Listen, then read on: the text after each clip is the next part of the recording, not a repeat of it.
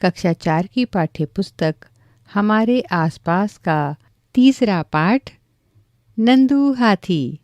यह है नंदू। यह कहानी नंदू नाम के हाथी के बारे में है। नंदू नींद से जागा और उसने अपनी आंखें खोलीं। कुछ देर के लिए उसे पता ही नहीं चला कि वह कहाँ है। उसे लगा कि वह स्लेटी भूरे पेड़ों के एक बड़े से जंगल में है। उसने अपनी आंखें घुमाईं। फिर उसे कुछ जाना पहचाना सा लगा। ओह, ये तो अम्मा हैं। जिसे वह भूरा स्लेटी जंगल समझ रहा था, वह उसके परिवार के साथियों के पैर और सूंड थी। सूरज आसमान में चमक रहा है। उसकी गर्मी अब तेज होने लगी है। नानी माँ जोर से चिंघाड़ी।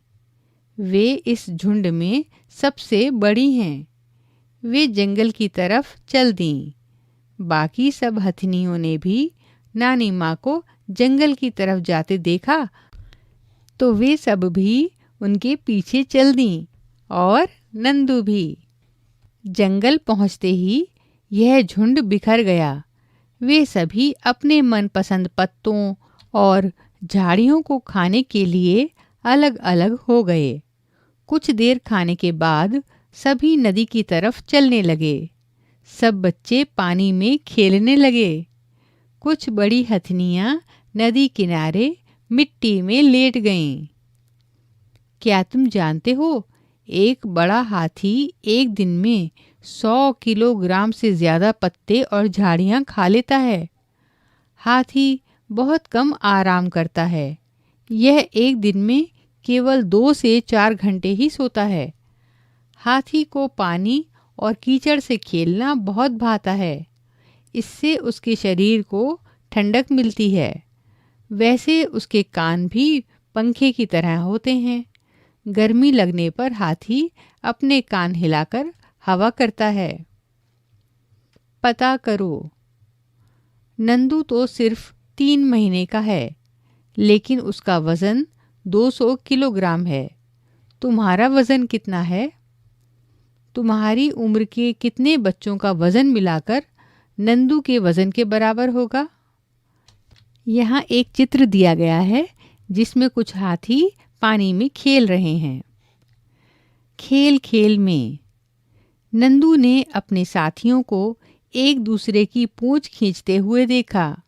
उसने सोचा, मैं बहुत छोटा हूँ, कहीं ये सब मेरे ऊपर ना गिर जाएं। वह उनके पास नहीं गया और धीरे से अपनी अम्मा के पास जाकर खड़ा हो गया। अम्मा ने नंदू को पानी की तरफ धकेला, मानो उसे पानी में खेलने के लिए कह रही हो। नंदू धीरे से पानी की तरफ चल दिया। उसे तो पानी के साथ खेलना बहुत पसंद था। उसके दोस्त भी पानी में ही थे। पानी के पास पहुंचते ही पानी का एक फव्वारा नंदू के सिर पर गिरा। नंदू पूरा भीग गया। उसने देखा यह उसके दोस्तों की शरारत थी। वह मुस्कुराकर पानी से खेलने लगा। सूरज डूबने से पहले ही झुंड फिर से जंगल की तरफ चल दिया। जंगल में पहुंचते पहुंचते नंदू बहुत थक गया। वह दूध पीते पीते अपनी अम्मा के पैरों के बीच में सो गया। तुमने सुना कि नंदू हाथी अपने झुंड के साथ रहता है। हाथियों के झुंड में केवल हथनियाँ और बच्चे ही रहते हैं। झुंड की सबसे बुजुर्ग हथनी ही पूरे झुंड की नेता होती है। एक झुंड में 10 से 12 हथनियाँ और बच्चे होते हैं। हाथी 14-15 साल तक ही इस झुंड में रहते हैं। फिर वे झुंड छोड़ देते हैं और अकेले रहते हैं। नंदू भी जब 14-15 साल का हो जाएगा तो वह अपना झुंड छोड़ देगा। हाथी की तरह ही और भी कुछ जानवर समूह में एक साथ रहते हैं। जानवरों के ऐसे समूह को झुंड कहते हैं। झुंड में रहने वाले जानवर मिलजुल कर सभी काम करते हैं, जैसे खाने की तलाश में घूमना, खेलना और नहाना। अगर तुम नंदू होते और झुंड में रहते तो क्या क्या करते? हाथियों के झुंड में सभी फैसले सबसे बुजुर्ग हथिनी लेती है।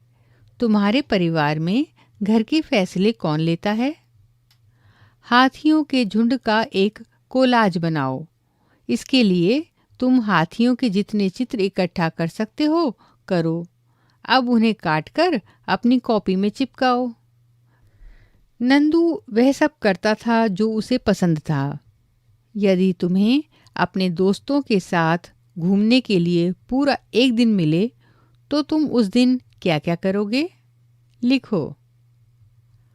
पता करो और लिखो कौन कौन से जानवर झुंड में रहते हैं। क्या तुम भी समूह में रहते हो? तुम्हें समूह में रहना कैसा लगता है? तुम्हारे हिसाब से समूह में रहने के फायदे और नुकसान क्या क्या हो सकते हैं? आप 2 कॉलम बनाएं। एक कॉलम में लिखें फायदे और दूसरे कॉलम में लिखें नुकसान। हाथी को चेन से बंधे होने पर कैसा महसूस होता होगा? अपनी भावनाएं बताएं तथा चर्चा करें। क्या तुमने हाथी पर सवारी की है? कैसा लगा? तुम कौन कौन से जानवरों पर बैठे हो? उनके नाम लिखो। तुमने अपने आसपास फिल्मों या किताबों में कई जानवरों को देखा होगा। अकेले और झुंड में देखे गए जानवरों में से किसी एक के बारे में पता करो और कुछ बातें लिखो। सोचो और लिखो। बगुला भैंस पर क्यों बैठा होगा? क्या तुमने किसी जानवर को दूसरे जानवर पर सवारी करते देखा है? उसका नाम लिखो। सवार जानवर, नाम लिखो। सवारी देता जानवर, उसका नाम लिखो। ऐसे और जानवरों के नाम लिखो जिन्हें हम सवारी के काम में लाते हैं। ऐसे जानवरों के नाम लिखो जिन्हें हम सामान ढोने के काम में लाते हैं। तुम्हारा अपना हाथी बनाओ। यहाँ हाथी का एक चित्र दिया गया है। इस चित्र को देखकर ऐसा ही एक बड़ा चित्र एक मोटे कागज पर बनाओ। अब इसे बाहरी रेखा पर से काटो। इस चित्र में जहाँ काटो लिखा है उस जगह पर ध्यान से काटो और बस काटना ऐसे है कि उसको अलग नहीं कर देना है। ठीक है?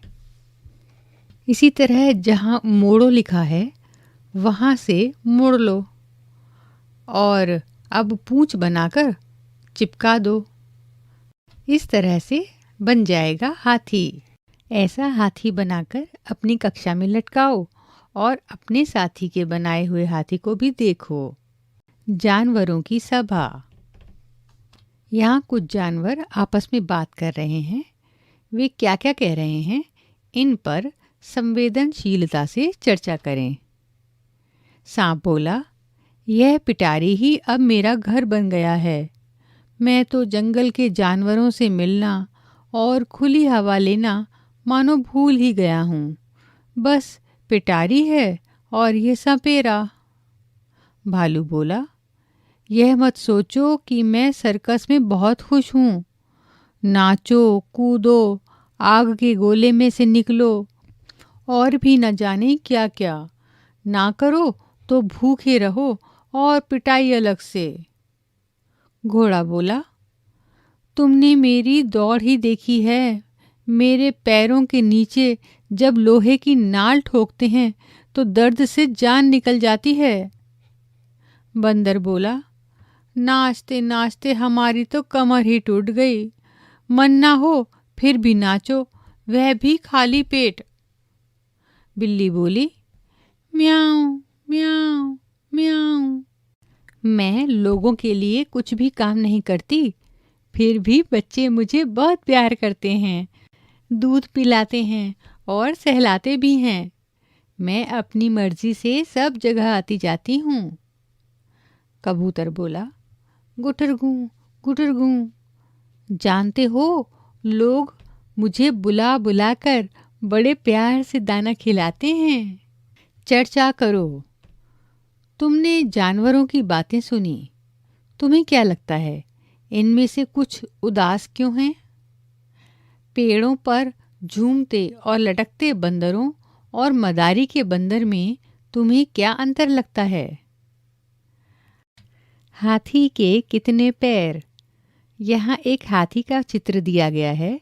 इस चित्र को इस तरह से बनाया गया है कि ऐसा लगता है हाथी के 4 नहीं 8 पैर हों।